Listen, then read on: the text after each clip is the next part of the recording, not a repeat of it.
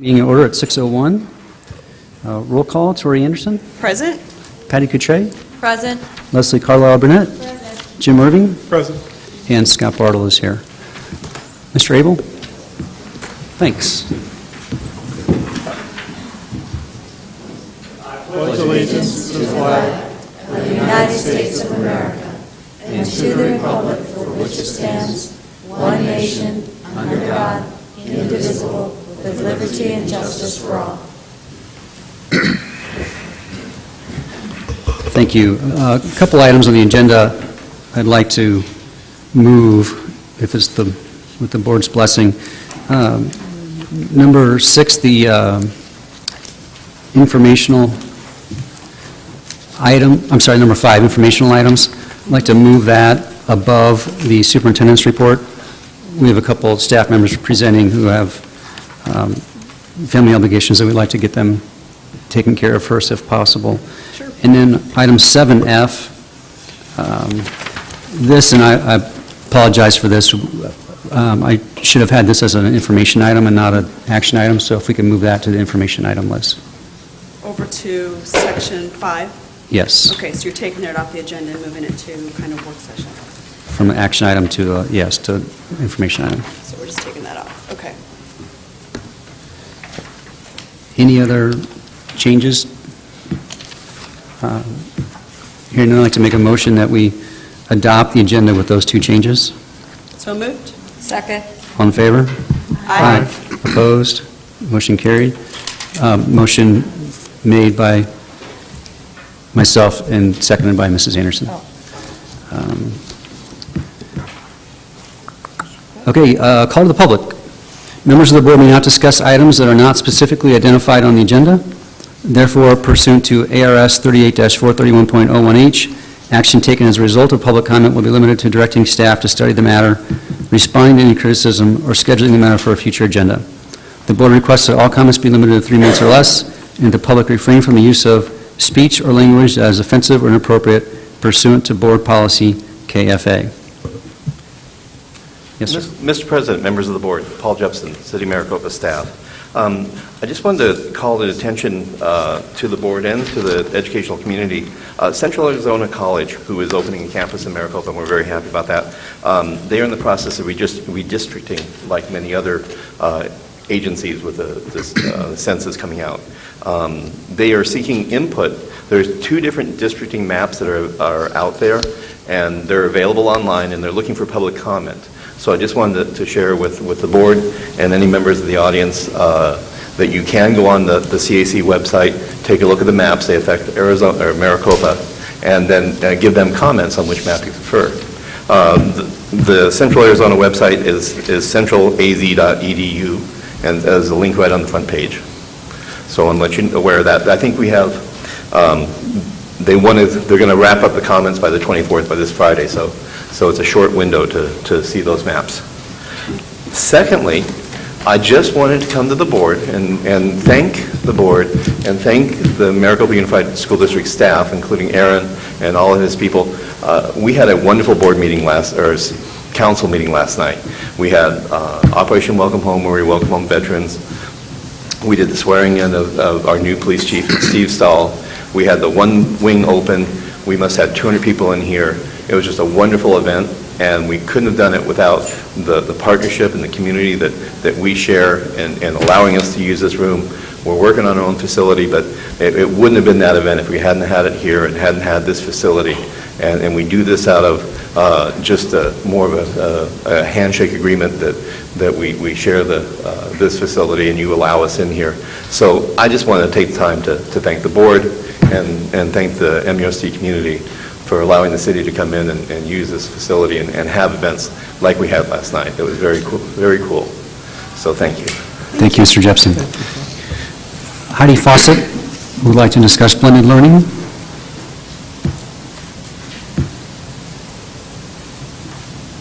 I just want to share my support for the blended learning program at the middle school level. I have a son in the 4th grade who is not functioning very well in a typical classroom. He needs a different kind of learning environment, and I think that this program brings the 21st century learning opportunities to our kids at the middle school level, which is important. Our kids at this age, they were born in the 21st century. It's time, they're waiting for us. We need to meet their needs. And whatever support we can provide at Maricopa Wells, I think we're ready and willing and able to do. That was as a parent, now as a staff member. Could you reintroduce yourself, please? Yes, my name's Heidi Foster. I'm an academic coach at Maricopa Wells. I do have a concern with the placement of where we're talking about putting the blended learning program. Moving the life skills program from Maricopa Wells to Desert Wind, I think is, in my personal opinion, going to be a disservice to those students and to that program. As Mr. Abel says regularly, that's the only part of our campus, and I believe our entire district that was overbuilt was those classrooms at Maricopa Wells specifically for the life skills program.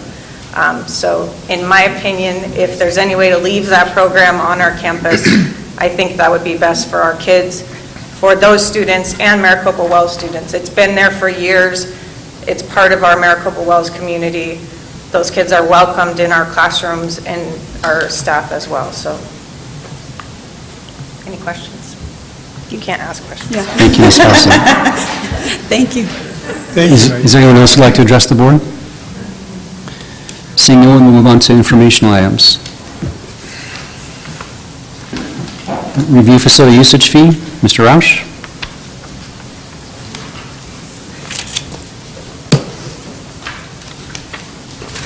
Good evening, President Barwell, members of the board, Dr. Conley. I'd like to briefly go through some of the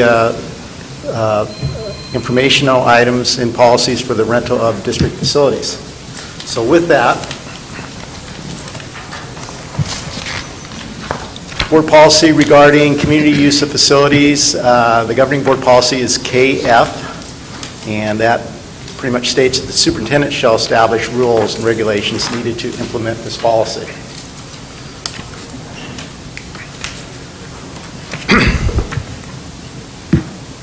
Also, in that policy regulation KFRA, the principal may deny a request to approve space for use as a polling place within 2 weeks after the request. Principal provides a written statement, and if space is not available to school or disruption or welfare, the principal is involved in that. Kind of the policy again, the request is sent from the district office back to the principal once it's accepted, so there's communication. If costs are involved, the principal then works with our facilities staff, Marvin Knapp, to go with a rental agreement. In Exhibit KFEC, we have several classes. I won't go over all the information there, but you can see that Class 1 is more or less school-sponsored activities, PTOs, teacher organizations. Class 2, there's Girl Scouts, Maricopa Youth Football, Maricopa Little League, Boy Scouts. Class 3, recreational, scientific, educational, religious groups.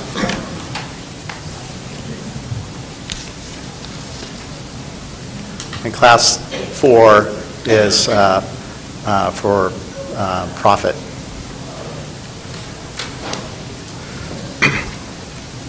Breaking down these class fees, really it's more, or classes and fees, it's more Class 3 and Class 4 that we're concerned with. And when we established this exhibit a couple years ago, the concerns were that the district charged the minimum that we could for use for the facilities. We did some studies, we looked at utilities, and we looked at our overall costs. Some of the things that were not considered, though, are life cycle costs. So, again, you can see we're extremely reasonable. We've done comparisons to other school districts. We've done comparisons to other rentals. no one rents anything any less expensive than we do. A classroom at $2 an hour, $10 a day. Class 4, $4 an hour, $20 a day. We can go all through this. All the way to the cafeteria, $7.50 an hour. Class 3, $50 a day. Class 4, $15 an hour, $100 a day. And I won't go through all of these. You have that information, and it's in the exhibit. Again, the theory that we used, and I was directed by the superintendent to come up with this exhibit, was that we're going to make it affordable.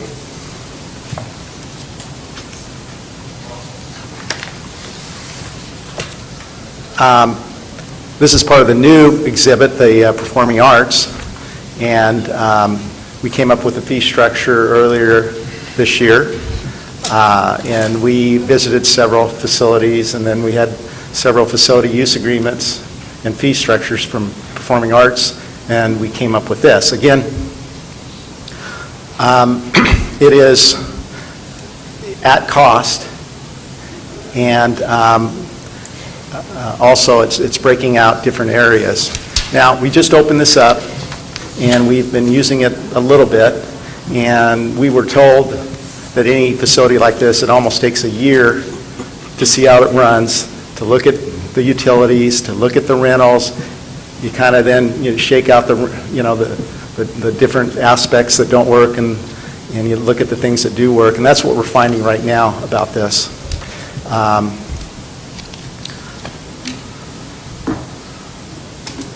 Again, we break it down in all different areas. Also, I just want to mention we do have 2 interlocal agreements. One was established in 2008 with the city, and basically we have an agreement. They will not charge us for building fees and code reviews and cost of personnel to our capital projects fund, and then we in turn, through our maintenance and operations fund, provide the buildings. Now, there will be a time where we want to look at the total cost of that and probably redo the entire, either do another IGA that is just more maintenance and operation fund based and has nothing to do with the capital projects fund, because we probably aren't going to be building much in the future. And it really makes more sense to not have one fund benefit by the work of another fund. It really makes more sense to have it all in the M&O fund rather than 2 funds. Because right now, the capital projects fund benefited, but the M&O fund is paying for it, and that's really the operations of the district, and that's where we need to save as much budget as possible. So, with that, there was a question recently, does the joint use of facilities that was established in 2008 have any rental agreement language for the PAC? And no, it doesn't, because the PAC is new. So it is not. If we rent to the city, they go through the exhibit fees that we have for that. So any use of that is not part of the IGA. We also adopted a use of middle school playing fields in 2011 in September. And I think some of the questions are, are the current fees covering the costs for use of utilities, labor, and life cycle? Utilities, since it was established a while ago, I think it needs to be revisited all the time, because just like the rates that you have, that we have at our homes have changed, so did our utility rates. Labor, we're charging the exact labor that we are paying through. We are. So we're not charging any additional, even though it's more paperwork for us to do that. The labor itself, we're charging, a custodian or a theater manager the exact amount that we are charged, and if it's overtime, we're charging the overtime. So we feel good about that. So more paperwork means more labor. Well, that particular labor, not the direct. The indirect labor, we're not charging. The direct labor, we are. So the custodian opening the gym, we're charging for that. The theater manager, we're charging for that. Any other labor, a food service person, we're charging for that, but not the indirect labor, because there's a lot of work that goes into billing. There's a lot of work that goes into, the agreement, the filing, the collecting of the insurance, the certificate of insurance. So we aren't covering our costs for that. And if I understand the context correctly, this is a preview of, hey, we're reevaluating this, We're going to right? reevaluate it, yes. As it relates to today, our agreement in our policy is such that we're charging for labor, right? Direct labor. It is specified direct labor? Well, that's what we are in the exhibit. That's the direction I had gotten, charge the direct labor.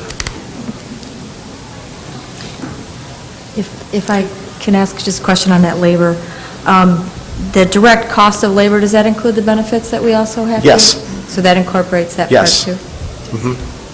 So we're losing money every time we run a facility? We are not covering indirect labor costs, and we're not covering life cycle costs at all. We don't have anything in any of the rental exhibits, any of the rental fees to cover life cycle costs. So we need to look at that. We need to look at that, Okay. my opinion. President Barr, I have a couple questions, Aaron. You mind? You already, earlier question, I just would like to see a list of who's renting facilities and at what rate, so kind of Right. judge how Yeah. much our facilities are being used. I'm- And then, in that, I know it. I'll address, do you want me to address that? No, I mean, Okay. it's Okay. just I just would like Sure. to Yeah. see that when we come back to visit Okay. this. I think that would be very helpful in knowing Right. how much they are used. Yeah. And then you've got the permit for the facilities, this form that you included. Where do people pick this up and where do they turn it in at? Is it all at the district office or do they go to each good- individual site? The person that we have doing it, ably person that we have doing it is Marvin Nab. So her office is in our maintenance facility. And so anytime a phone call or an email or anything, it's directed to Marva Nab, and she does a really good job of that. So that really, So it all goes through Marva? yes. And the billing as well. So, but they pick this up over there at Right. the transportation Right. office? She'll email it. Maintenance Right. billing. I have a question. When organizations want to rent our facilities, and if they're nonprofit, do they have to provide a copy of their nonprofit so that we know that they're 501c3, or do we just take their word for it? Well, we do have some documentation there. That they Written in have the to policy, provide. they have to provide some documentation for us, yes. Okay. Good question. And I've already asked Ms. Nab to go ahead and get all that information for you. It's an indirect cost, so I will not charge you for that. You won't charge me this time? So, anyway. Who do I write the check out to? No, it's indirect, so we don't charge for indirect. So we're going to revisit these before the next school year then? That would be my recommendation that we do. Yeah, have it in place for next Okay. school year, yes. All right. I appreciate it. Thank you. Okay, you're welcome. And don't go far. The next item is review of budget meeting. And before you do that, I was remiss in not mentioning this earlier, actually at our last meeting, but one of our very engaged community members had an excellent suggestion as it relates to staff when you address and present at the board, is to, if you would please give your name and position so that the audience here who's not familiar, and also the folks who are watching on TV have a better idea who you are and what you're talking about. And to the extent, I know this is a hard habit to break, but anytime that we can catch ourselves and not use acronym and education jargon for the same reasons would be beneficial too. So thank you all in advance for that. And so I'll start out, Aaron Roush, Director of Business Services. So. Again, anytime we talk about budget, and I think it's always important that we have to, go over the mission and the vision, because all of our expenses should follow that. They really should. When we in the business office even question our own expenses, which we do frequently, we look at we have quite a few questions, and we go over the mission, and it should support the mission. So the mission, again, I want to state, ensure all students achieve their potential in school, career, and life, unifying students, staff, curriculum, community in a safe, supportive, challenging, empowering, and innovative learning environment. And then a community dedicated to student success. I cannot tell you enough that if we have expenses that aren't falling in there, why are we doing it? So.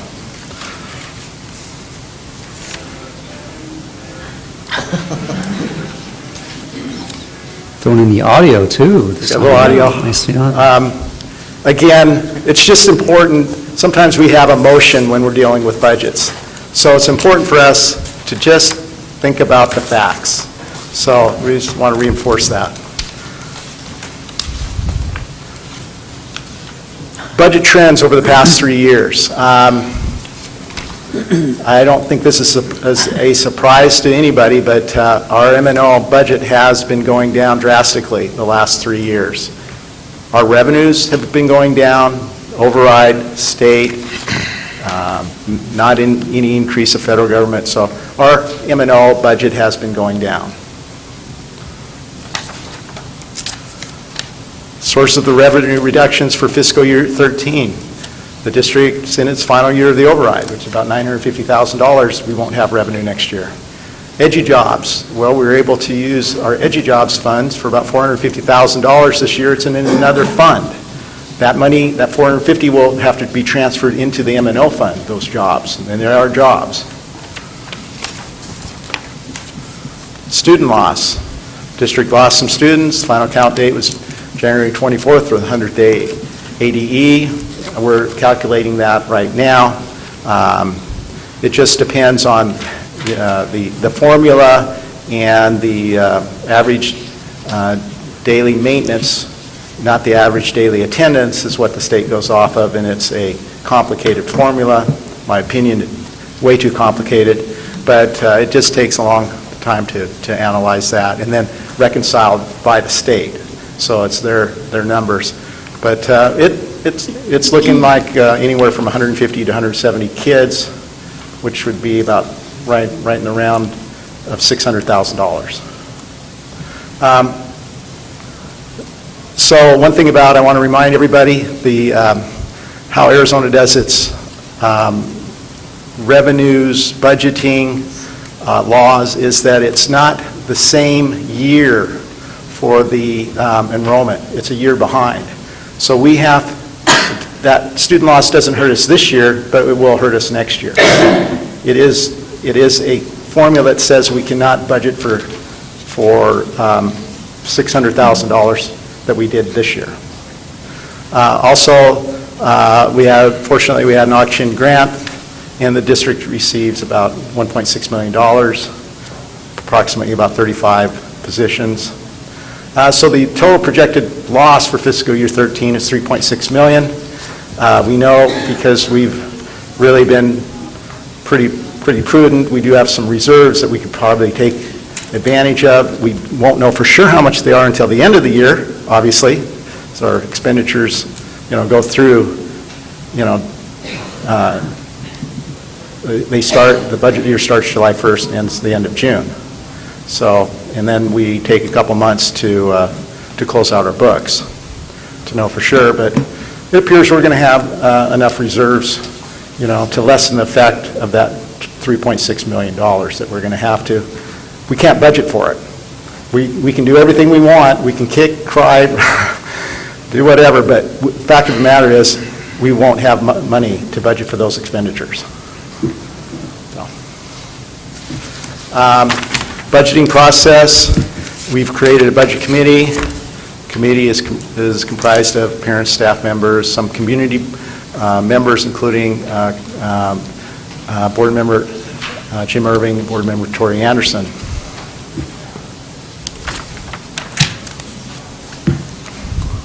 Purpose of the budget committee is to provide budgetary philosophical recommendations for district staff to prepare budgets. submitted to our school board for adoption to the deputy superintendent, and the deputy superintendent then directs the staff to prepare a budget. The budget committee meetings began in January, and recommendations are expected to be completed at the end of March. We're hoping that the state as well completes their budgeting process by then, which it looks like it may happen. In previous years, they've went all the way into after even the start of the budget year, so, which makes it problematic. Again, items that can affect the budget. Auction grant, will we get another one? Title I census, is that going to be available to us? We're exploring those avenues. Enrollment loss, we don't know, we can estimate, we don't know for sure. The state, and it appears the state will not cut any more funding. They're actually going to add in some of the funding back, but it won't be in the M&O fund. So, and again, if we're going to do anything different, it's without, sometimes, we have to make sure we understand that we're going to have to, either we have new funding sources or we're going to have to decrease in other programs. Budget trend for 2013. Again, you can see that. It's still going down. That's the budget trend, and just the facts. Just the facts. Recently, we've given the Budget Committee an exercise, and also the district leadership team will be doing this exercise. How would we budget if we had 80% of our current budget? How would we budget at 90%? And, let's dream a little bit. What if we had 105? And it's important also to dream. Because, at one point, this economy will turn around and budgets will be better. It will. It's the trend in the United States. It will turn around. It will turn around here, too. Aaron, if I could, and I'm all about dreaming, certainly, well, we're talking about this year's budget cycle, right? Mm-hmm. So I guess I would ask if, we're projecting $3.6 million loss, which is plus or minus 12%, what value is it going through the exercise of identifying what at 105% of our budget would look like if we're projecting a 12% loss? And what's magical about 105? We go from 90, and the third is 105%. Well, I think it's always valuable to say, what could we do with this? It's an exercise. It's not, I think it's very valuable for people to creatively think, because sometimes some money will come around that we're not expecting, and we've already thought about some ideas that if we get a grant unexpectedly, if we get some other funding sources unexpectedly, we've thought about that. We've already started the critical thinking process of what we need in the district. So I think it's valuable in the sense that it prioritizes our needs. That's a great question, though. Yeah, and I don't know how far along you're in the process, but for what it's worth, it seems to me that there'd be much greater return on effort if we did the third one at 95% or 100%, because it's a significantly greater chance of those being reality than 105. Thank you. I appreciate that. It's nice to dream. Yes. The information that we come back with, I think it's going to be valuable in any of those. I think it's going to be valuable. The school sites and departments will report to the Budget Committee regarding their budget exercises. Then the Budget Committee will make the recommendation to the Deputy Superintendent. And again, one of the things we have to try and do is take the emotion out of this. So again, stressing just the facts. Any Just the questions for facts. Mr. Roush? Mr. Irving? I'm a strong proponent of site-based budgets. There's another report we're going to get talking about, is it exit interview, whatever that report is. One thing that still sort of concerns me, I was at a couple of elementary schools, and they wouldn't let me go without talking about zero-based budget, and it was clear they don't understand it. I think they were saying, well, what about cuts at the high school? I said, well, that's up to the high school to decide. Well, that's not fair. And I guess my point being, it's really great because the sites have ownership. I'm not convinced everybody understands what that means. I think when you talk about cuts, 90% is the $3 million. What's nice about zero base, it lets the site do it. I think the thing is trying to impress upon them their hard decisions that they've got to recommend to the deputy and to us. And if there's a way to go around to, I've taken a couple of worksheets that they handed out and showed them how to walk through it. I'm not quite convinced they're ready to take ownership of the hard decisions that have to be made. That's a good point. We have a worksheet example that we're sending out to them, and then we'll make visits on their campuses Yeah, to that would go be over good. that. But, and we'll send you the worksheet exhibit too. So we've done that for them. Yeah, it's a good point. Do we know what's the projected date of when the census money is going to be released? I know the state keeps moving it. Well, it's not really the state. It has nothing to do with the state of Arizona. The census is purely federal. We've talked to a couple folks, and we're scheduling a meeting with some Title I folks. Again, all the conversations we've had reinforce it has nothing to do with the state. It has nothing. It's all the federal government. So that's federal government money, and it's for Title I, and it's released and just passed through the state. Right. And so the state could advocate, they can do whatever they want, but they have no control when the federal government releases that money. And so we're going to have another conversation with again, the leading person in the Title I program, so we get to feel for that. But the last conversation we had was, again, he goes, well, I really have no control over that, because they can choose to fund it whenever they want. It's their rules. It's their rules. Just like they can choose not to fully fund IDEA, which they don't. So we're hoping it happens this year, and then if it does, yes, we'll get some money. We need then the grant then needs to be a Title I grant. Per the rules of the grant are the expenditures. So it's not a block grant. So it's not a one, it could be upward $1.6 million, but it's not a block grant. So we have to follow the rules and regulations of the Title I criteria. But are we looking at fall, or what's a projected, are they going to, do you think they'll release it in 12 for the 13 school year? Well, we would hope to release it in 12, but they have not given, they will not tell us that. Okay. We're hoping that. Now, things about grants, things about... In the 2000 census, when did those funds come in? Do you know? Well, it's interesting, because, of course, I wasn't here in 2000, but I'll just go over a little bit of brief history. And if you don't know, that's okay. Yeah, well, here's really how the census kind of works.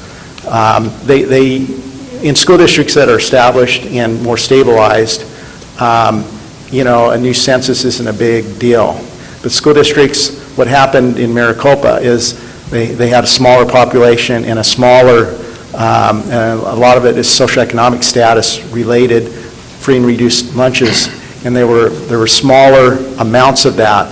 So even though we had a greater population, the federal government didn't have to, by their own rules, keep up. Right. So they just, we get that. So the 2000, really in 2000, probably about 2002, 2003, they released the updated census, but it really didn't matter because it didn't vary with the population very much from 1999. Right, I asked a question to see if maybe we could use that as precedent to say, okay, it takes them a year, 2 years, 10 years to release the funds, but if we don't know, that's okay. Well, and we could use that, but it doesn't matter. 10 years ago, they could have, and it doesn't matter. So we what they do now. have no idea, so let's write our congressman and ask him to release the funds. Well, that's, Okay. and again, we're going to have those conversations again with ADE folks, and if we have to, we'll go to the federal folks too. Yeah, I have one more question. We're going through restructuring, and again, I'm very supportive of it, but I want to make sure that they're building it the way they want. Have any changes that they're looking at in staffing patterns, do they know to reflect that in their base budget? Well, we've had conversations of that overall I think programs change within the operation of school districts all the time. We just know that we have to overall stay within our budget. So again, if programming changes, which often happens in a school district this size, then programs added, and there needs to be, if there's no additional funds, there needs to be cuts in order to fund that. So Yeah. if that's the question. Well, I just want to make sure Yeah. that if they're going through the restructuring, that they put in what they feel they need up front, and then, we'll have to make the final decision, but I just don't want them to shortchange their structure. I mean, that just, to me, would not be a prudent idea to do. Understand that. And you don't know, how much... Is it on? Okay. Can everybody hear me now? Yeah, okay. And you don't know, like with these grants, the Title I and the enrollment, all of these others that you've worked with, how much you're going to get? And I know it's based on, with the census, it's based on people and that kind of thing, but you don't have an overall idea what that might be with the government? The Title I census update is just going to update the Title I. Okay. It could be about 1.6 million. What would that be? Do you know? About 1.6 million. Okay. And then enrollment loss? About 600,000. And the state? Again, we You don't don't- think the that- state's going to have any Right, effect okay. on M&O. Okay. Not for- And I don't know just about Auction self-capital. either. Okay. And do you plan to possibly go approach Auction again for another grant? That's a possibility? I think Dr. Conley has submitted that, Okay, and that would be very helpful, yeah. very helpful, to say the least. Any other questions of Mr. Roush? Thank you, Mr. Roush. Good job. Thanks. Thank you. Thank you. Mr. Roush, there was another, did you cover all the items that you wanted to discuss? Okay. I think so. Okay. I think so. Thank You always give us such positive information, Aaron. Well, I think there's, again, I think there's a couple ways to look at it, and we all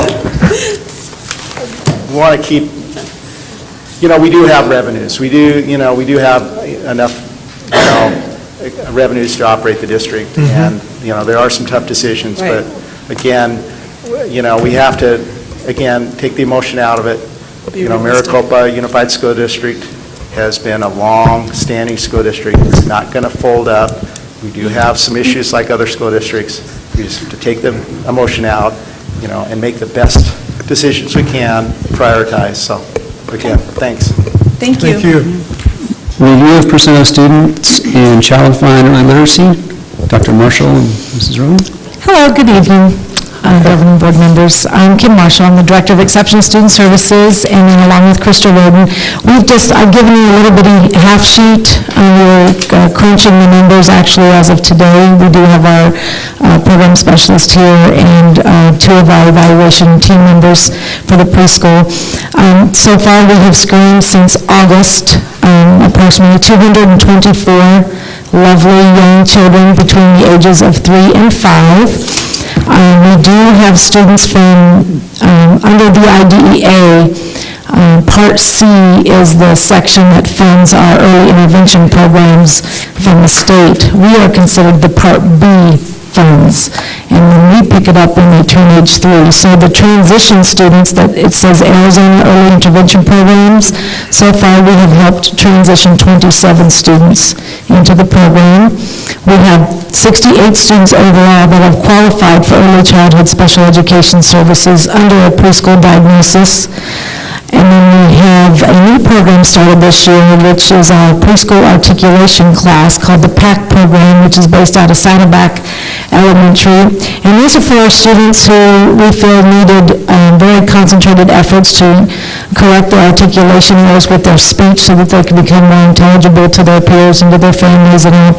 And so they needed some targeted and very specific small group instruction with the speech therapist. And so we have 14 of those young children over at Saddleback that they work with directly with the speech therapist, and they're not in one of our typical preschool programs. We did find that we had 16 students who were found not eligible or actually declined the services, whether they just chose to not enroll, whether they chose to go a different direction. We do have one student that we work collaboratively with at Head Start for speech services. We have 35 typical role model students enrolled in our 3 classes, or our 3 sites, I should say. We have 7 classrooms, and those are each, we have 14 sections of those classrooms, so that way we have approximately, Danielle and I were talking about this afternoon, there's approximately 10 to 18 students per classroom. So there's a lot of little kids in there, but there are teachers with peer support as well. We do charge for our typically developing role models a fee of $225.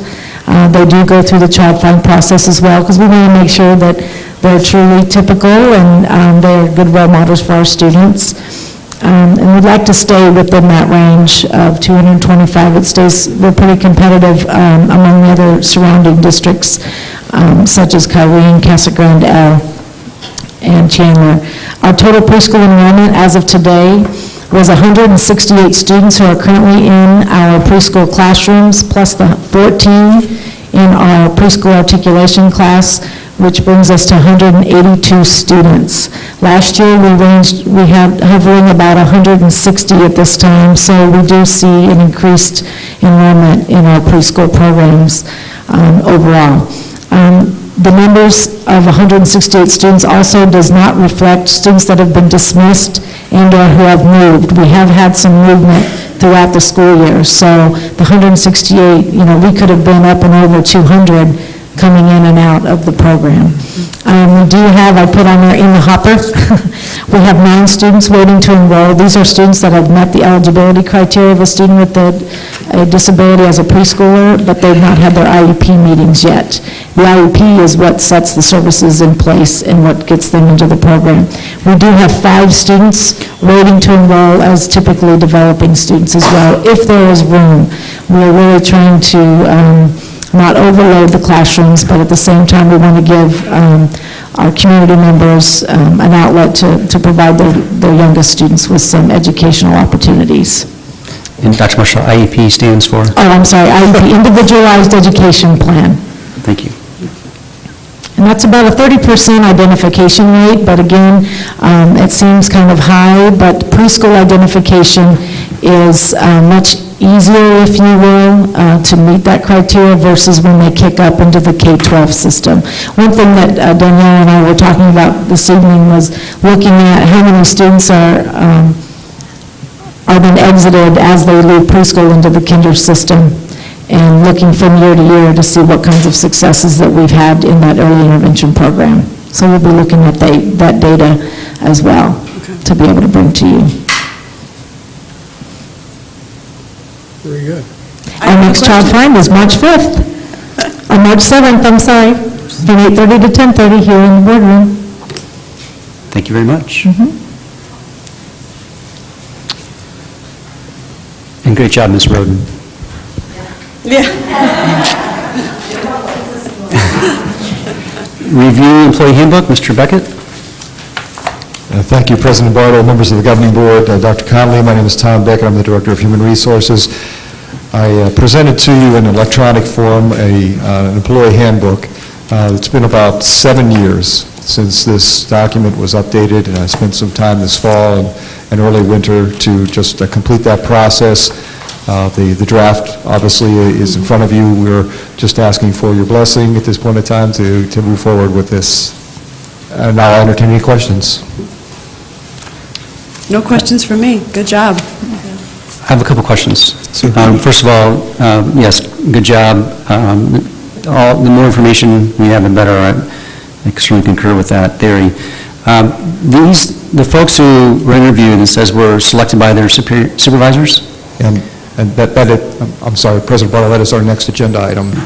We're reviewing the employee handbook. Oh, I'm sorry, I'm stepping in. No, I apologize.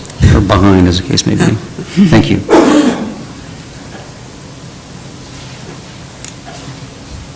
No questions? No questions for me. No. Discuss stay and review results. Mr. Beckett? Thank you. Once again, President Bartle, members of the Governing Board, Tom Beckett, Director of Human Resources. During, and once again, you have that information in front of you, just a synopsis of what the process was on the actual cover sheet, and then some supporting documents as well. In January and February, we had our 3 HR specialists who are assigned to specific departments and sites actually go out and do face-to-face interviews with 45 employees. The philosophy is that oftentimes we'll ask the departing employee how things are going and fail to talk to some of our present employees and get the same information. This was a sampling that was brought about by recommendations from supervisors. We also are going to be conducting an engagement survey, and I'm just finalizing that document. We'll be releasing that in March. That will actually engage the opinions of all of our employees.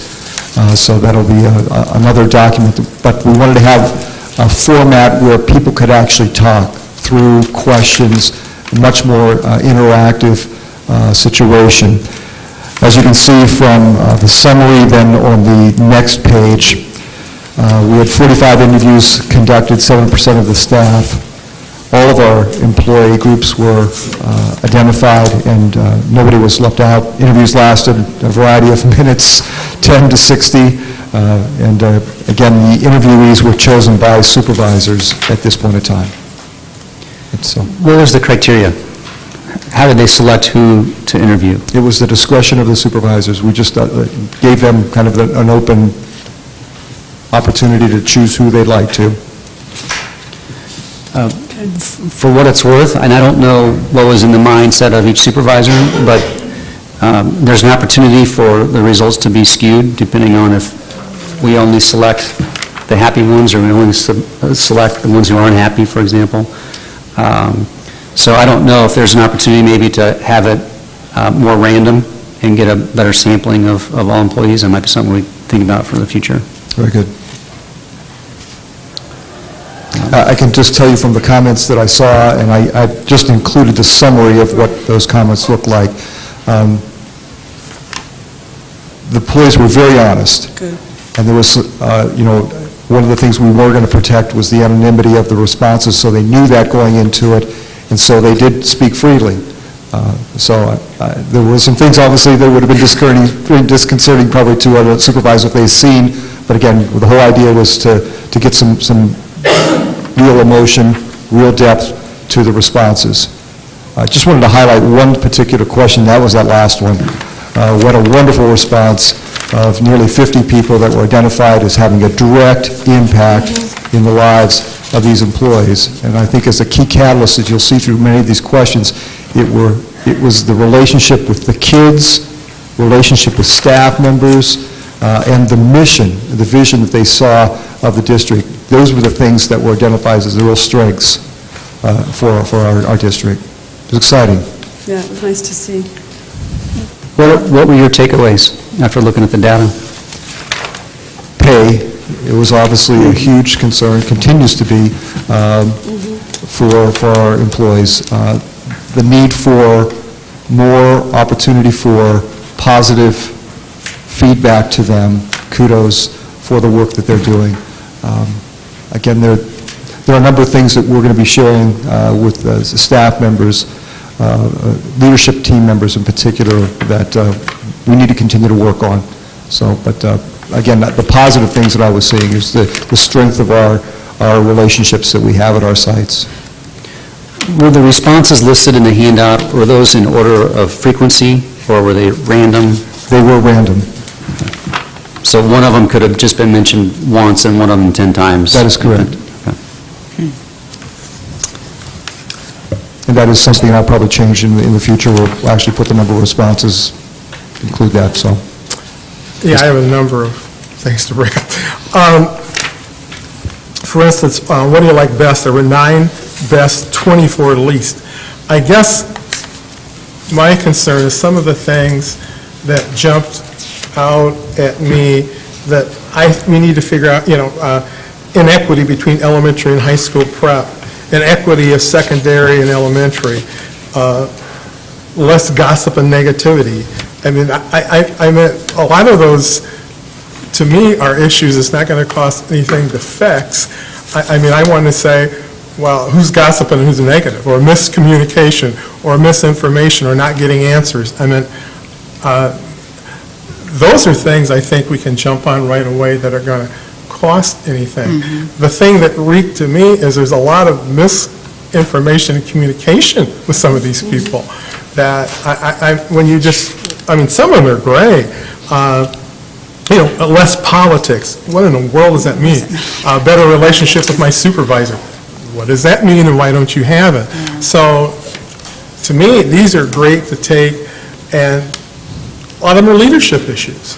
And I found great information in it, and I agree. I think the people were very honest. It's just, I think I was a little concerned that a lot of these things could be answered, because what jumped out at me is pay is important, but there are a lot of other things on their mind. And, like, again, we've got to address the stipend thing so everybody understands that, because apparently they don't. So I think it's a great tool. I guess my question would be, now what does leadership do with this? Exactly. And we need to get this information out to the sites, let leadership take a look at this. Right. Start crafting their own individual action plans on how they're going to personally address those things. I think it's a great exercise. It's just... Mr. Beckett, didn't you say at the beginning when you were giving us the information that you were going to do a district-wide, kind of like you did last time where you did it online, or would you use these same questions so that you could, okay. No, Yes, that's what I thought absolutely, you said. Member Anderson. Okay. Yeah, the 10 questions that we're going to be crafting are they'll all be multiple choice, so Right. it'll be much easier to disaggregate. And this is actually a gold standard survey that was used by Society for Human Resource Management. It's an exceptional tool, so very, very positive. Looking forward to doing this and getting those results as well. Okay. No, I mean, I see, it looks like you had more responses to the person-to-person interviews than when we did it online with Monkey See or whatever that, what is it? Survey monkey. Thank you. Survey monkey. There you go, sir. I knew there was a monkey in there somewhere. But it seems like you had better responses, even Yeah. when you opened that one up to the district-wide. Very few people, as far as employees that I could see in comparing last year's and this got better answers. And that is the joy of being able to go face-to-face. We actually went to Right. where those Good sites idea. were Yeah. and engaged those employees. Okay. Thank you, Mr. Beckett. And while we're still on item 5, I'd like to go backwards just a bit on the employee handbook, just something for your future consideration. I'd like to see us look at the possibility of combining our vacation, personal, and sick days that we offer into one lump paid time off PTO. model. And as a corollary to that, maybe looking at the paying for accumulated sick days that we currently do. Thanks. Thank you. Monthly report on HMA Public Relations. Kendra? It's always my pleasure to... Thank you, Mr. Beckett. You're welcome. It's always my pleasure to introduce Kendra Schultz from HMA Public Relations, and she'll be presenting the monthly report. Thank you. Hello, Mr. President, members of the board. It's been about a month and a half since we last saw you, and it's been a busy one at that. Thanks to Dr. Conley reminding all the principals about our one-sheets. They've been coming in like crazy.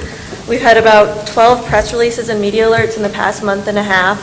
They range on everything from the superintendent search firm to the emergency response exercise that we did as a district, trainings and professional development of the principals and staff, Pima Butte's Locks of Love event, and most recently, Desert Wind Middle School's Solve for Tomorrow contest.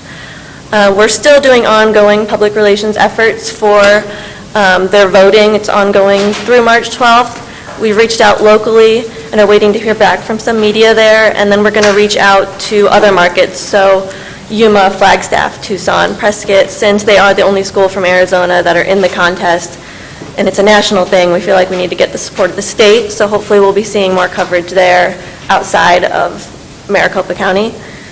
Byline articles, we were able to secure the school district as a monthly contributor to Arizona Business Magazine's online website, their aznow.biz. So we drafted an article on behalf of Dr. Conley regarding what parents should really look for in a school district and what great points we have here at Maricopa Unified that parents should realize, be looking at, and maybe bringing their students here or looking for that elsewhere. Again, the one sheets that all the principals are sending in are amazing.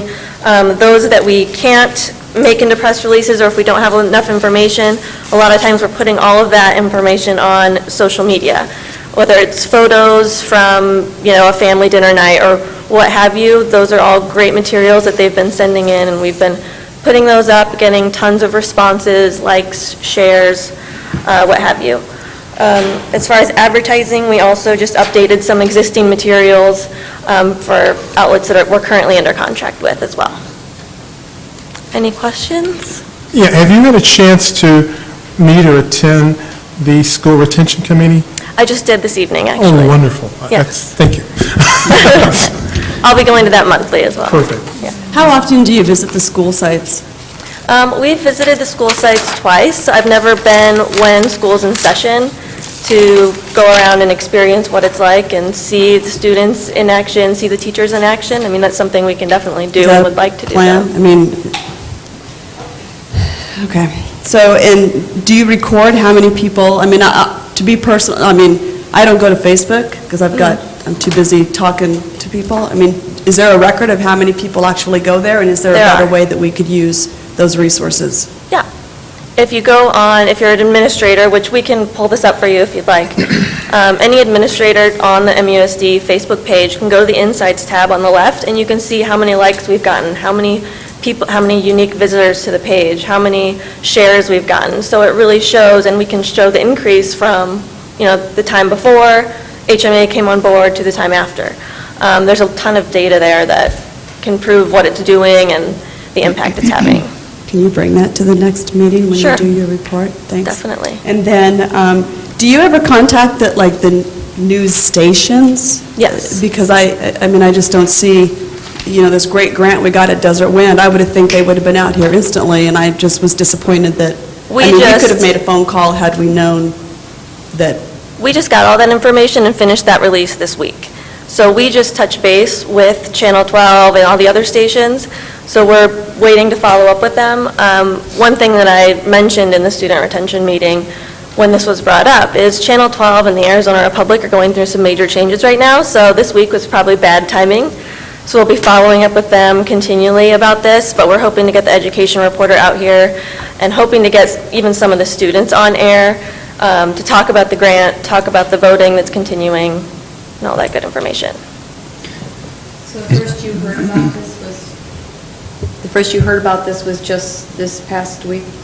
We received information, bits and pieces, and then we finally got a release together, and we're able to get approvals on quotes and all that stuff. So it finally approved and was just sent out, and so we're still talking to media. It sounds like there's an opportunity for a process improvement, given that it's 2+ weeks since, at this meeting 2 weeks ago, it wasn't new news, but it was presented, so maybe you could work with Dr. Conley to figure out how you can improve upon that to make sure that we're more timely with our distribution of information. And I think, too, something that we both can work on is when there is so much information coming in from the principals and from Ms. Connolly and Mr. Beckett, that we need to prioritize and know what's the top priority, too. So that's something we're continuing to work on. Well, you guys Right. As a group, that's right, yeah. Mr. Moore. You guys are the experts in that, right? So you can Right, help. and yes, and something too is, just what's going on here? What's the top priority for you guys? I mean, whether it's the superintendent search and Samsung voting the same week, is there something that's more important to you or something that's bigger and better that we need to get out to media? I'm sorry, Kendra, didn't mean to cut you off, but isn't that also an opportunity for you to jump in and say, hey, MUSD, here's what we recommend. I was out at your campus and I saw this fabulous thing. This is what I recommend you put in. I mean, isn't that kind of what a marketing firm does? Yes, and we do that. Okay. Yeah, back to and obviously we're very proud of Desert Wind, that's why we're coming up with this. Because one of the things we had suggested that maybe somebody contact you and you contact the universities. I meant, but the California school has like 20,000 votes and the New York school has like 21,000. and we've got a number of students at the major universities, and, you know, just simply an announcement to them or one group to pick it up, you know, college kids, once they pick it up, we can get thousands of votes. So Or text. I just think something aggressive where we know there's a big base, and universities are a big base, and, you know, sororities might want to pick it up, fraternities. They love challenges, you know? It's like, Right. see how many votes you can get in a phone booth, whatever. No, that's a great idea, yeah. But it's just, I mean, you're there, and it just seems like an easy way to pick up a lot of votes. It's simple for them to do, so. Yeah, that's a great idea. We hadn't heard that one yet. We can definitely do outreach to the universities Oh, here. good, I'll come work for you when I can. Will you give us a discount? For you, it's free. Any other questions? I for- do have one more question. The one sheets you keep talking about? Yes. Are those press releases that our staff writes and turns into you? No. Or do you write the press releases? We write the press Yeah, right. releases. They give us the information. Thank you very much. Thank you. And the final information item is discussion of the secondary restructuring. Dr. Conley? Good evening. I'm Dr. Amber Conley, Deputy Superintendent. Good evening, President Bartle, Vice President Anderson, and members of the board. The information item for the restructuring, I would like to give some background information to open up any questions then that you might have. So first of all, I was gone the last meeting, and I will be briefing you on my time of why I was gone. But we did have our secondary team present, Mr. Veras, Ms. Salaya, and Mr. Abel, regarding a program that we are looking and planning to implement this next school year. The one thing that I need to be very clear in is secondary restructuring is a major overhaul of our entire secondary schools, looking at 6th through 12th grade. This is only one small piece of the puzzle that we have to solve. And looking at priorities and what we have to do, this is a significant program change at Maricopa Wells. And Maricopa Wells is our school that's been in corrective action, and that we are in year 2 of restructuring. And so we've been working with ADE really for the last 4 years, but frequently this year to come up with a plan that suffices for what the state and federal programs that we're required to follow, and that also something that meets the needs of our students and our community. So with all of that said, we've had several leadership meetings. We've had meetings with teachers, staff meetings. We have also had a community group come in and discuss what our options are. And when we had that initial community group come in, there are several options on the table. And that is going to be an ongoing conversation, probably for a good 5 years at least, as we continue to restructure our secondary schools, because this is not anything that happens overnight. This could be a 2, 3, 4 year process. It's prioritizing what we have to do immediately and building upon that as we grow and look at our needs for our community. We do have an educational advisory committee that is officially formed. We will have, and it did form after our initial meeting in December for the secondary restructuring. What we have found in the last couple months is that we have several programs, several grants, several issues that we have to face and come together as a team to solve. And everyone has somewhat of the same idea, but getting everyone at the same place, same time to move forward. So we are forming the Educational Advisory Committee. It's made up of community leaders, staff members, teachers, and I'm trying to get a few students to attend. But and I am going to recognize our Boy Scouts that were here a little bit earlier. However, sometimes students feel that they have other things that they would rather be doing than having input to what their school life looks like, actually. So we are working to get more students involved. But when we look at the online option and more of a blended learning model, what this does, and the plan that we have in place, is to target 100 students. And when we look at Maricopa Wells, it has about 600 students. So it's about 15% of the population. And looking at the demographics, looking at who our students are, looking at where we need to move as a district, and implementing one small piece of this puzzle. It is a blended learning model.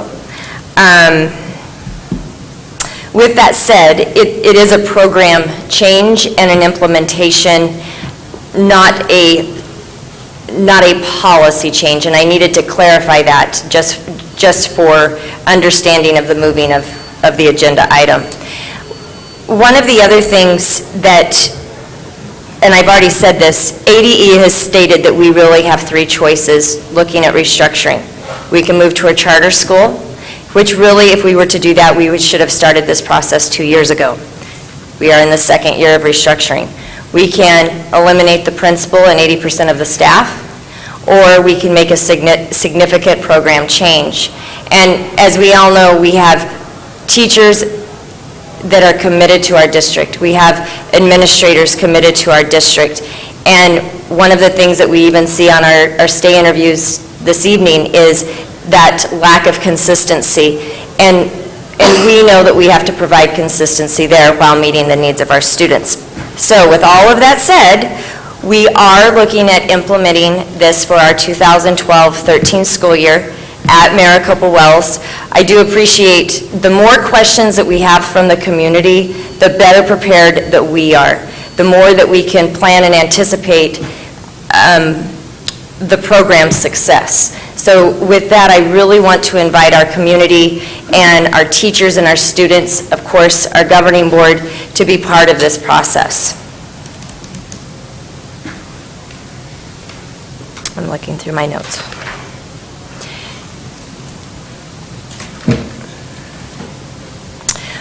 One of the questions, of course, that you are directly responsible for is overseeing our budget and making sure that we're in line with what we need to do. When we have a situation like this in any school district, you have to look at prioritizing and redistributing funds. And that really is what we are doing with this program. We are aligning, we're focusing on the needs of our students and putting this program in. In addition, when you look at our technology infrastructure that needs to occur, and we can say it's for this program, however, it's not just for this program, it's what we've needed to do for the last 5 years, and it's the infrastructure for the wireless. So you are looking at an infrastructure cost. However, this is shared throughout the entire district because it's something that every single school needs. So we do have the infrastructure costs. With that said, we do have initiatives through our technology. We are required as part of the school improvement process to make sure that we're addressing technology in the classroom and how we're integrating technology in the classroom. And we have to write a school improvement, district improvement plan with technology in mind.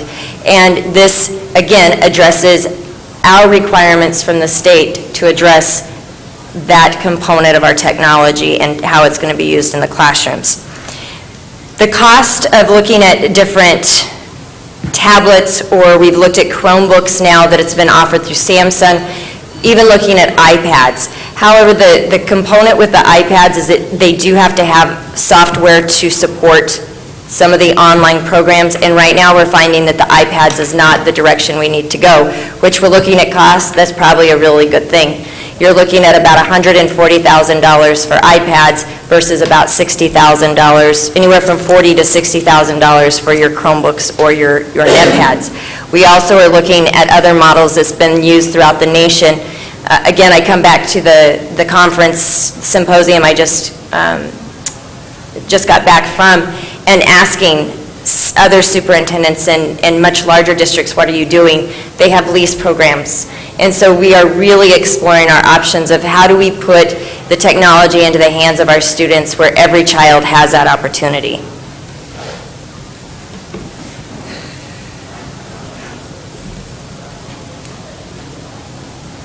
So with that, I'm going to look at my secondary team and ask them, have I forgotten anything? Is there anything that needs to be shared?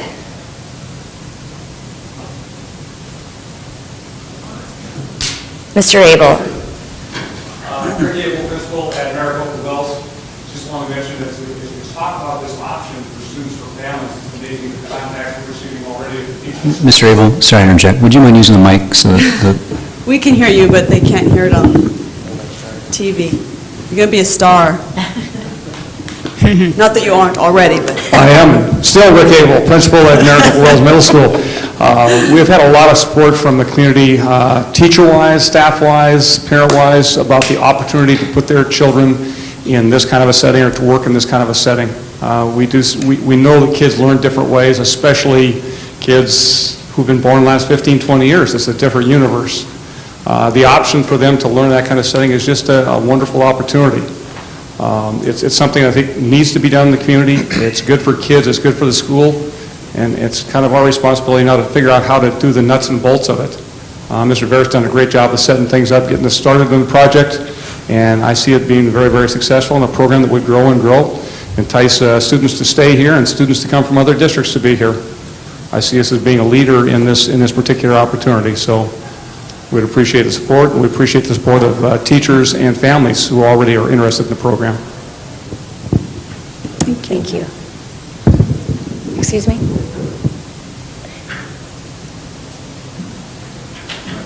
Yeah, you can be a star. Little karaoke. Good evening, Joe Bears, principal of Desert Middle School. We've always had stated that Maricopa is going to be on the front lines and we are going to be the innovators of this district and bring national attention. One of the amazing things that happened is after all of these presentations and discussions, the superintendent of public instruction, John Hoopenthal, I hope I said that correctly, gave his State of Education speech. And in his speech, he thanked school districts that are moving to blended models because we have an outdated system of traditional schooling. And he is very excited to see districts move into this direction because it does increase student achievement and it meets the kids where they're at. And it was just a very warm read to know that we are part of that and people will soon come to us and be part of our program. And I do want to add to that, we are utilizing the resources that we have within the district. I did send a clarifying email today to you, but I want to really focus that we have students, we have our CTE business students that we have asked to be part of this planning, to be able to use our marketing and to use for their project. And so we have skilled educators and instructors to guide them in this, and so it's that ownership and that buy-in that not only are we going and yearning for, but in our classrooms supporting. Do you have anything? Dr. Connolly, can I ask 2 questions? Please, please ask. And it's just for when it's presented next time. I know Mr. Veras and I have talked, but a couple questions I have as a parent, but as a board member. How is this going to affect 800 students? Clarification on what else is going to be put into place, because we have 800 more students, one of them being my child. Does it mean that we're going to have, how's that going to affect the class sizes? Because I don't see pulling 100 kids really going to decrease the class sizes significantly. That's one. I mean, that's just for future reference. Right. What is it going to do for the other 800 kids? And then the other thing is, as far as the cost, isn't it possible, and this is just, again, I know it's still in the planning stages, but isn't it possible to do a blended learning classroom at each campus, or does it all have to be housed on one campus? I guess I would just like some clarification, because it would be nice to be able to they go to their neighborhood schools and be able to have the blended learning available to them in that classroom at that school, rather than having to bus them across town. And I can answer that now. Actually, I can answer both of those now. Your first question regarding how is this going to affect the other 800 students, or what are we doing to affect those other 800 students? You can ask any member of the leadership team and even anyone on our teaching staff the direction and focus that our district is headed. It's that best practices, sound instruction of where we are heading to increase student achievement. So when and I'm going to say this, and I hope that this isn't taken incorrectly, we can look at any program, and we can implement it, but unless you have best practices, which is aligned curriculum, effective instruction, and assessments that are aligned with those, with professionals then reflecting on their practice and instilling and increasing their expertise, we're not going to see student achievement at the rate that we want them. Right. And so embedded in all of this is that foundation. I mean, next door, you hear people next door. This is one of many of our professional developments that we are offering and have been able to offer in the last and upcoming six months to a year.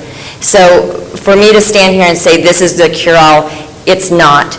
But we've got to start someplace, and this is the place that we're starting. To be able to also answer, what are we doing for the other campuses? We have decided to take a step toward where we need to go, to implement it, to do it successfully, to learn from this, and then the following year be able to expand this. Because there is no doubt in my mind that this is exactly where we need to go, because I am one that if I did have doubts, I certainly wouldn't be up here right now.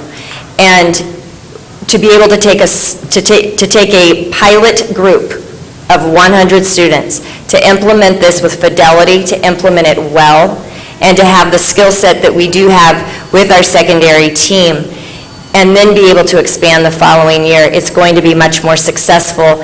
And the last thing that we need in this community is for one more thing to not be successful. Right. So are you also looking at an alternative school? I mean, I guess it's just clarification, what's going to be the criteria? I know you said lottery system, but... This is not for the students that are behavior students. Okay. I It's just not. needed that clarification. Okay. Mr. Irving? Yeah, I guess my concern is, this is great, but this district is still lacking a long-term, 5-year plan. And I just don't want us to build the second floor and forget the first floor. And I think at one time, somebody, be it us, 5, or somebody, has got to address this in context of a 5-year K through 12 strategic plan. That's just got to happen. Because again, Mr. Anderson's question, not what's going to happen to the other 800, what's going to happen to the other 6,000. Right. And again, I just think, and again, my feeling is, I think that's something that the board, all of us need to collectively go after. But it'll fit more because there's so many things that tie into that. School improvement ties into that. Blended learning, kindergarten is blended learning. It's been that way for 50 years. So I don't think it's anything new, but it's got to flow together because those kids in 6th through 8 are moving up. But in 4 years, you're going to have 2nd and 3rd graders are going to be there.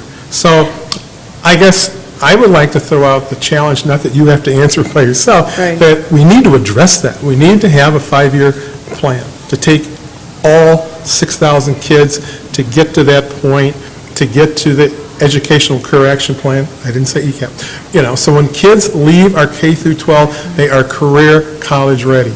That's what we should be about, and that takes a unified plan for all of us. Again, I just hate to see all that work put in, and then we forget the foundation. I couldn't agree with you more, and that is the hopes, I know as a leadership team, we are building that team, and we are building that focus, and I couldn't agree with you more that we need that plan, that written plan in place to follow, and to keep directing us. Looking at our goals and our board goals, it's a start, and it's where we have to start, also looking at where we are as a leadership team, and we know where we need to start. It's now getting it on paper and getting a process in place. So that strategic planning process, and you know this as well, it's a good year process, at least. And it's continually changing and molding that plan. It never stops. But again, I couldn't agree with you more, and I would be more than happy to start that process. But I am waiting for my board and patiently waiting to make sure that we have all the pieces in place to do that successfully. Again, I agree with that. I was just I couldn't agree with applaud you more. everybody at the table, but I just think, to me, our responsibility is to provide you guys with that overall plan so you know where to fit your part in, that's all.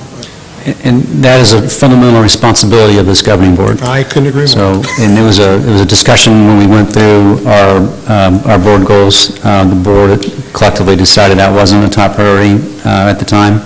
Obviously, we've got a different makeup now, so certainly something we ought to address in the next go-around. So, Thank you for clarifying Thanks that the this whole is just team. one portion and that there's a bigger map here that we need to look at, so I appreciate the Much appreciated. clarification. Yeah, thank you. I still have a couple of questions, Dr. Conley. This is just one piece of the restructuring of Maricopa Wells Middle School. Are the other pieces also going to fall in place before the beginning of the next school year, or is this, I mean, how long do we have before AD comes and says, yeah, well, that was a nice try, but yeah, we're taking over? And when I have spoken with them and read the research of everything that we need to be doing, once we have implemented a program, it takes at least 2 years to gain any type of baseline data. And they have stated at least 2 years. So what that basically does is put us in restructuring. It freezes us in restructuring for us to be able to gather that data. Okay, but this is for 100 students, and they want us to restructure, I'm assuming, for an entire student base. So what are we going to do for, and not all 100 kids that are going to be in this pilot program are going to necessarily be from Maricopa Wells, because we're opening it up to a lottery so that the kids that would normally go to Desert Wind would also have this opportunity. So what are we doing to help those other kids that wouldn't necessarily qualify for this pilot program? I'm writing my four main tenets of our school improvement plan. When you look at restructuring, first of all, you do look at programs. But there are 4 main tenets that you look at in restructuring and in school improvement, and that's math achievement, reading achievement, professional development, and your parent involvement. And when I say this is only one small piece, it truly is one small piece to address several of these things. Again, going back to what are we doing for math? Well, we've had a 2-year initiative, finally finished with our math solutions training. We're getting it now ingrained into the staff and our administrators, very fluid in those conversations of what does conceptual math look like. The same thing with reading. Right next door, we had a phenomenal training this morning using Socratic seminars. So those are highly effective instructional strategies that we are building the capacity of our teachers and our administrators to increase achievement. This is not only going to affect Maricopa Wells students, it's going to affect all the district students. Looking at then professional development, having a very aligned professional development, something very concrete. The takeaway, and unfortunately you're going to have to hear this again when I debrief about my wonderful experience in Washington, D.C., but having the common language of instruction, that everyone in the entire district and community knows what our language of instruction looks like, feels like, and should look like and feel like. And it's training them from the very first day that we start. And then looking at parental involvement, you and I, all of us in this room, knows that parental involvement or key adults in our children's lives are what really makes the difference. And that goes back to positive relationship building. And we are focused on that. Thank you. Yeah, I would just like to, really applaud you in the last few years, and I know I've talked to people beating the drum about data, and you guys, you really made a great start with that. I was reviewing the benchmarks the other day, and where they are is, to me, irrelevant. The issue is we have them, and now it's a matter of being able to show teachers how to dissect them and what to do with them, and then teaching them, like you said, best practices and strategies. That just takes time, but at least the data's there, and finally, we're making decisions based upon real data. It's just, everybody's got to have patience, you know. Well, and I think one of the key things that we need to realize is that we have a very unique community. And rather than, and there's a different culture that's taking place. It's embracing our unique community and going with it and making sure that our students have what they need when they finish that last day of 12th grade to be out and ready to go out for college, for careers, for the workforce. We're getting there. We are. We are. Thank you, Dr. Conley. Yeah, thank you. Welcome. Thanks. Thank you. While you're there, superintendent's report. Okay, are you ready? Yes. Now, you have to remember that I am the education nerd, and so when I start talking education, I get really excited. And Krista can vouch for this, and Mr. Beckett was witness to this. Her and I walked into the room after one of our trainings, and the more I talked, the louder I got, and by the time that I was able to finally stop myself, it was very, very loud. And so I've asked both of them, when I get like this, you guys, tell me just to calm down and be a little bit softer. So with that, I'm going to be very conscientious of what I am going to report on.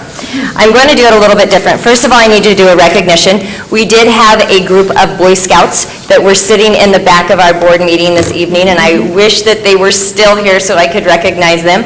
They were receiving their citizenship merit badge, and so they were attending one of our board meetings. So if they are watching, thank you for attending.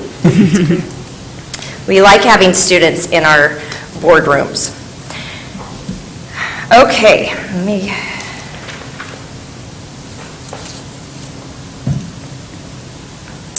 The first part of the superintendent's report is the principal and the teacher evaluations and what that looks like this year.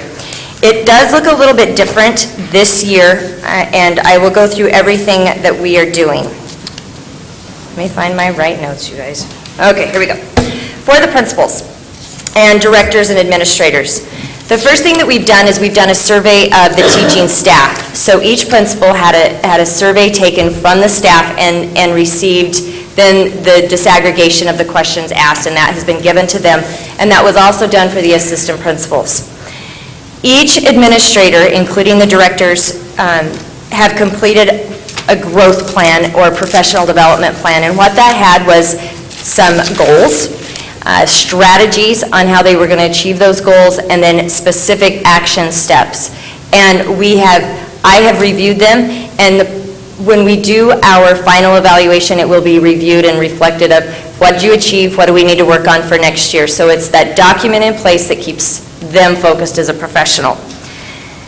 The third piece is their self-assessment using the administrator's rubric that is set up through our Charlotte Danielson's educator evaluation process. And so they go through, they highlight where they believe they are as a leader or as a director, and they are either, Mr. Beckett, help me out, highly effective, effective, partially effective, or ineffective. And so they highlight the areas of where they believe they are and then document evidence of why they chose what they chose. And we know this anytime, and Mr. Rausch did a great job with this, for us to continue growing, we have to reflect on our practice. We have to stop and say, what am I really good at, and what do I need to improve on? We are right now, so they've finished that piece of their evaluation. We are on the fourth piece, and that is their data review.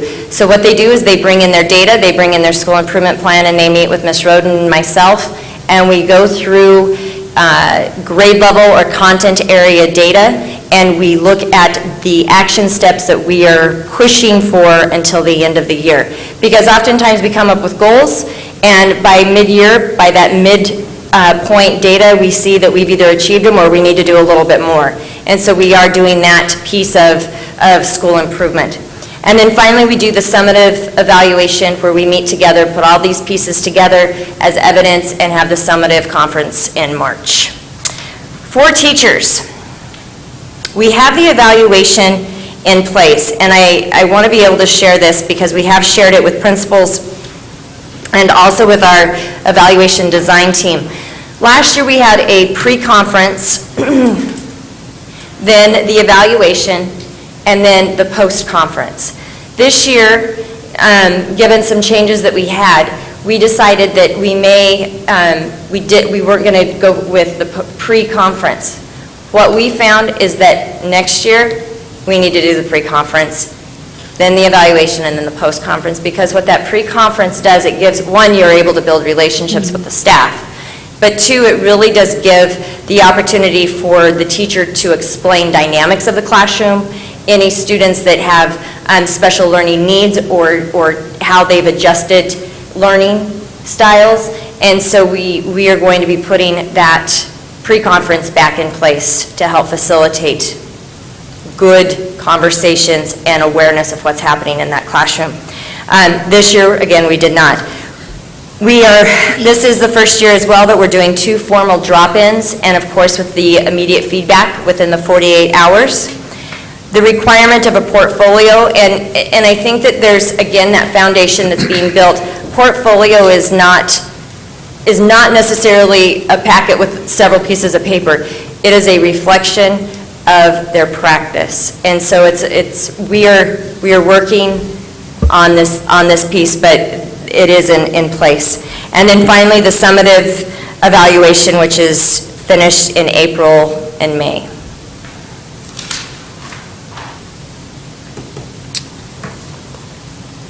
I do believe that the next piece is the debrief from Washington, D.C. And I am going to ask Ms. Roden to make sure that if I forget anything to please speak up, because this, and I believe that she has even agreed, was probably one of the highlights of our professional career. We did have a very long day traveling there. We traveled all day Wednesday. Funny side note, we need some humor. You guys I see the eyes glazed over, so there was a humorous point in this. We get on the airplane, and we land in Denver, and we have a layover in Denver. And we are both looking at our flight, and then it says from Denver to Washington, D.C. But we begin looking at the screens. There is no flight that says Washington, D.C., except there is a flight that has our flight number that says Grand Rapids. And so we go up to the customer service and we said, here's our flight number. And they said, well, yes, you need to be at that gate. And her and I both are saying, that goes to Grand Rapids. Well, what the flight itinerary didn't say is because we got a great rate, we ended up going to Grand Rapids for a short moment and then headed to D.C. So by the time that we finally did arrive to Washington, it was about 10 p.m. And then with jet lag and time change. And we were standing at the stop to get on the shuttle to our hotel, and there's these 2 women, and we could kind of tell they somewhat looked like educators, as we sometimes have the similarities, and I could kind of hear their conversations. And indeed, they were staying at the same hotel and going to the same symposium. They were for Denver Public Schools. We ended up having to sit with them at the same table, and we were on the same flight going home with them. But it was a whirlwind. They picked us up at 8 a.m., and we were there until 10 p.m. that evening. I mean, dinner was completely provided, and it was non-stop learning. And anyone that knows me knows that I love my phone. I didn't have time to look at my phone. I didn't have time to text. I did not have time because the learning was so incredibly rich, and I wasn't about to lose one moment of the experience. One of the other pieces of that, it wasn't necessarily, yes, it was the information, but it was being in a room of superintendents, of assistant superintendents from huge school districts, and listening to their practices and listening to what we were doing. One of the schools had 300,000 students compared to our 6,000 students. And one individual that we sat with was the assistant superintendent, and she had 128 schools to oversee. Just looking at the enormous amount of responsibility that they have, but here was the reaffirming moment. Part of the organization of the day was to do roundtables, and we had to do prep work before we got there, and it was sharing of practices of promise. And so we had an opportunity for them to share out, and we shared out as well, of areas of school improvement, principal and teacher capacity, leadership capacity. And everything that we are doing right now was reaffirmed to us, we're doing the right thing. And And after they heard the challenges that we've had with our hyper-growth, with the number of schools that we've built, with just the pure fact if we went from 600 to 6,000 students in the matter of 10 years, they were just blown away by us being where we are right now. And then to be able to sit in the room with leaders across the nation and listen to probably the guru of education. And yes, he did sit at our dinner table, so we were very excited about that. On another funny note, he had us take a picture and send to his wife. So just a genuine, amazing educator. There were some key things that we had some ahas about. And one of those ahas was speaking that common language, that everyone in the school system must know what good instruction looks like, and it's that language of instruction. The other key component to that was effective supervision of that instruction. And so what he has done is he has worked with Charlotte Danielson and his team. It certainly isn't him alone, but he has developed teaching protocols. And so what this looks like is it has specific teaching strategies that can be completely embedded to our current evaluation system, which as a teacher, as we all know, we are continually learning. And the other piece of that is in any field it takes 10 years for someone to be an expert. And looking at our teaching staff and completing reports that we just had to complete for human resource, about 60% of our staff have 6 years or less. And there are studies that directly correlates then the years of experience to student achievement. So if you go 6 years, 60%, and look at our academic scores, that's about where we are. And so what his studies have done is to say, you know what, you can increase that rate of achievement by increasing teachers' capacity to teach effectively. And so all of it was just, again, having that common language, what does good teaching look like, and build it directly into the evaluation system. So we are not hoping, we will be embedding these protocols into our evaluation for this next school year. You have said it all. Okay. Amazing experience. There were some major takeaways, and it was rather coincidental or maybe not coincidental when we talked about building capacity within our leaders, because we truly have seen a disconnect between how much maybe professional development and support that we've given our teachers versus not being able to give that same support to our academic coaches and our leaders. And so one of the ideas that other school districts are using is very similar to a student teaching process, but yet for those teachers that want to be administrators, because we all had to go through some type of internship program.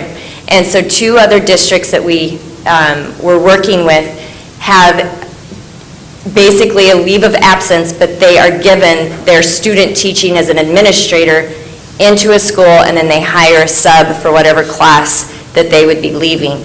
And just having that opportunity for them to have that hands-on 24/7 work experience as an administrator, and their retention rate for their administrators was phenomenal. So again, looking at different practices that are going on out throughout the nation where we don't have to spend a lot of money, but can greatly increase our leadership capacity. I could honestly go on and on and on, and so I won't bore you, but thank you so much for allowing us the time to go.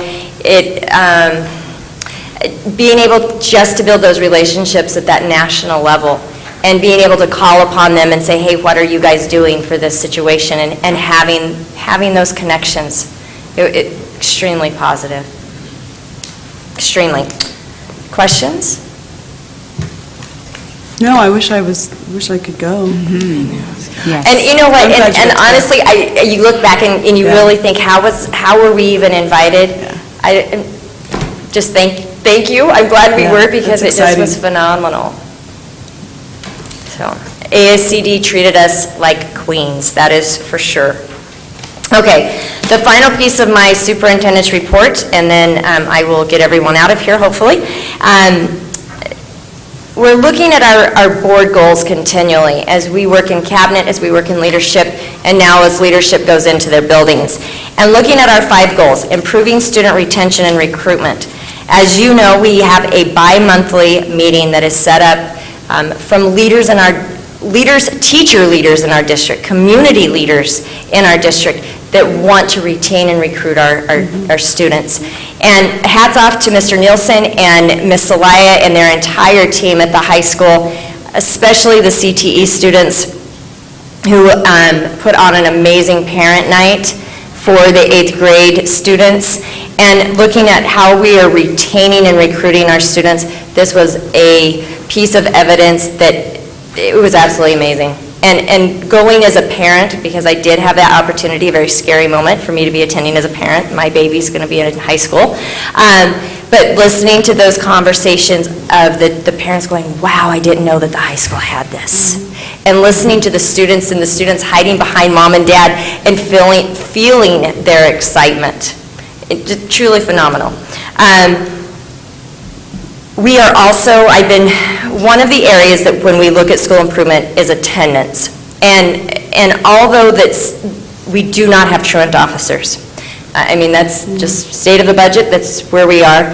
We do have a population of students that we have to educate them the importance of attending school.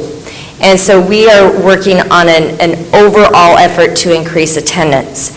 And one of the things that the Student Retention and Recruitment Committee will be working on is celebrating those students that have perfect attendance. And we're planning a celebration to be recognized at district office that last week of school.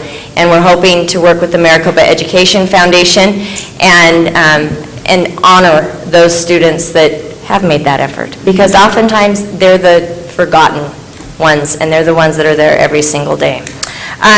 Engaging all stakeholders is the second goal. And when we look at that, in a week, you hopefully, I know most of you, will be at our community art walk. That's just one of many moments and opportunities that we have to better engage our community. And again, I've already mentioned the 8th grade parent night. We have our art walk. Even with our education advisory committee, when I sent that invitation out for community leaders, I had only had one person out of probably 35 decline, and it was only, I'm out of town, I wish I could be there. There's a feeling within the community and just a support that everyone is willing to go the extra mile for our school district and our students. The third bullet point is affecting change at the state legislature this week, I wish it was this year. This week, I was in contact with Superintendent Huppenthal, Senator Crandall, Senator Smith, and Representative Pratt, sharing with them where we are headed as a district and gaining their insight their constituents are our parents, and listening to what ideas they have to help us better prepare, to help us meet the needs of our students and to meet the needs of our parents, what they're asking for. One thing I do want to address as well is before we were fighting the busing issue as far as Kyrene coming in and taking our students. However, speaking with one of our principals this afternoon, Kyrene is now calling us, asking what we are doing. There's a feeling out there that we are on the move, and they're trying to get ahead of the game by finding out information. So that's a very positive place to be for Maricopa. Employing Arizona's best teachers is our fourth goal. Again, we have already started looking at our sick leave and offering incentive to our teachers that do not use their sick leave, because offering a bonus for those teachers is a lot less expensive and more cost efficient than the substitute cost that could be incurred. Looking at also professional development, and when we offer professional development, we know that our teachers need to be in the classrooms, and so being able to offer, just like we're doing tonight, our evening classes, our Saturday classes, there's been an overwhelming response from our staff. Improving student achievement. This is really and I sincerely mean this, every single day, my goal is to improve our student achievement. And although it may not be tangible, something I can hold on to, that is our goal each and every day, is to increase the learning opportunities. The beautiful thing that's happened with Superintendent Huppenthal has been looking that we are no longer looking just at, did you meet a certain level on Ames? It's the overall growth. So when you look at our district and the growth that we have specifically at our ELL students, we have a percentage of growth that triples the state average. And so being able to take all of those achievements into account now with our state grading system is enormous. So I really applaud him and his efforts for changing that. The final, and I want to share this with you as well, I met with the Pinal County Administrators Association last week and forming a consortium for the Race to the Top funds, because what we again found is that each of us have little pots of money, and as forming as a consortium, being able to combine those funds and use them for the betterment for our entire teaching staff is a much more effective means, and so we are moving towards that as well. It's a good idea. All of it, but I mean the consortium with the other schools, because that was a concern, is it's such a small pot of money for what it's going to cost us, but that's a good way to do it. Well, Mr. Beckett has been asked each leadership meeting. He is a master facilitator of meetings. He really is, and looking at our team strengths. And so each leadership team, we have a random moment of brilliance from Mr. Beckett, and we never really know quite to expect, because each week it's a little bit different. But we always go away reflecting and thinking, okay, how can I really be a better leader? And so this week, I have to admit, one of my soft areas is animals, and any type of animal that's hurting. So I can't even watch Dumbo. So the video that he showed is a couple buffalo, and they're walking through through the forest, basically, and there's two lions crouched down. And they attack the three buffalo, and they get the baby.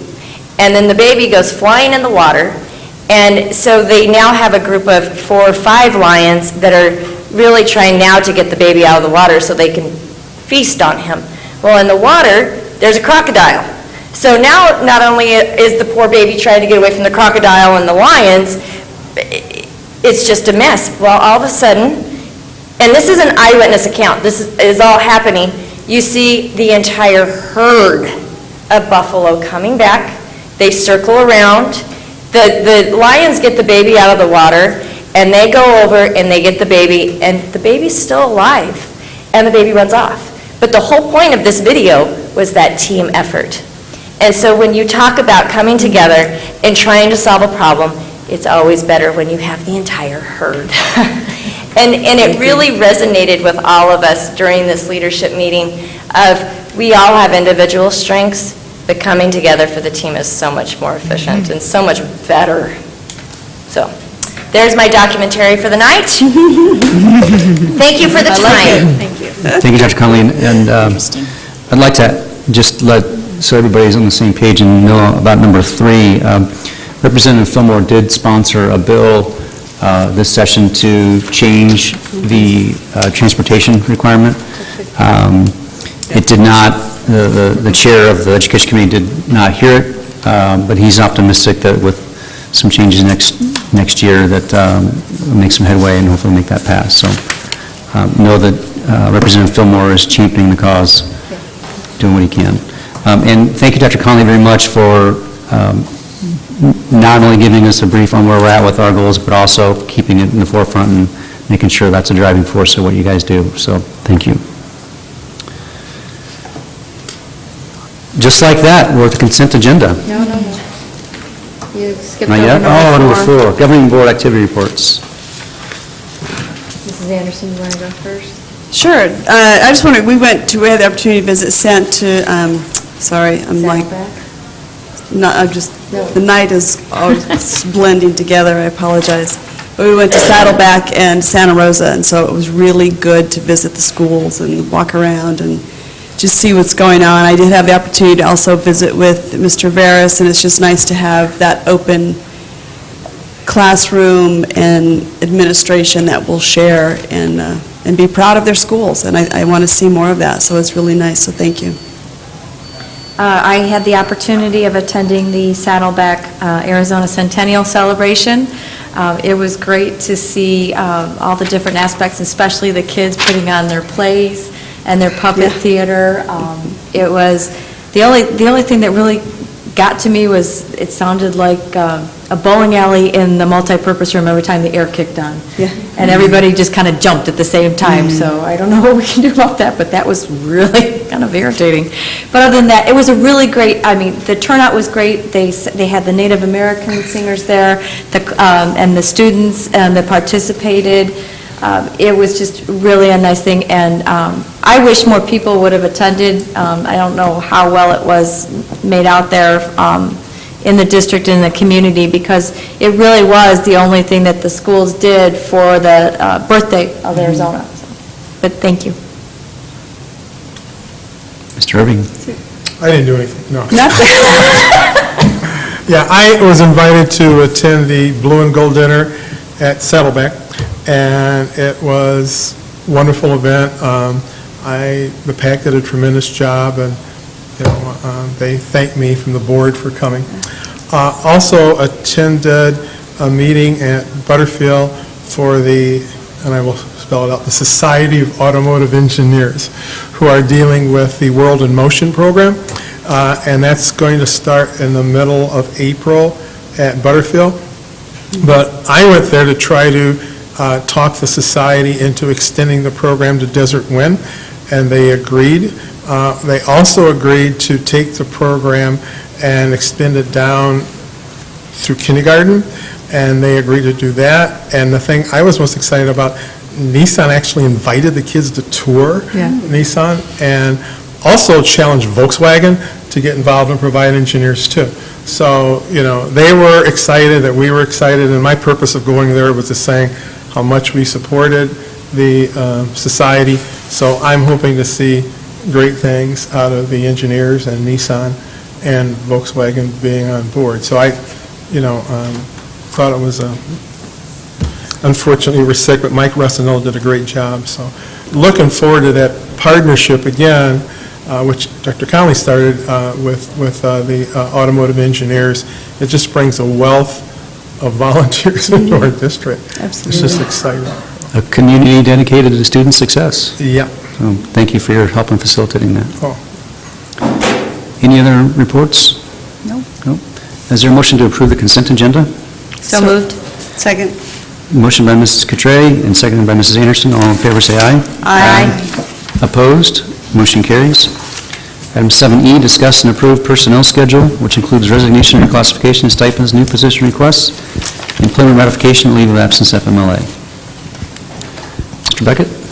President Bartle, members of the governing board, Tom Beckett, Director of HR for the district. You have the schedule in front of you, and I'll entertain any questions. I have a question, Mr. Becker. Yes. Numbers 35 through 38, what is that for?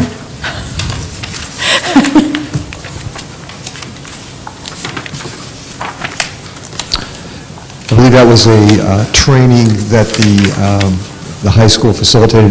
Mrs. Salai, do you want, it's...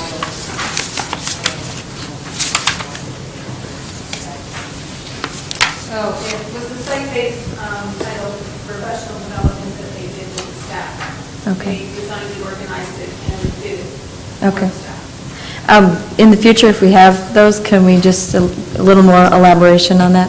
Thank you, yes. Motion Any to question? approve. There's a motion. The personnel schedule. I'll second. All in favor? Aye. Opposed? Motion carries. Thank you. Item 8, is there a motion to adjourn? So moved. Second. All in favor? Aye. Opposed? Motion carries. 7:55. 7:55. Thank you all for being here.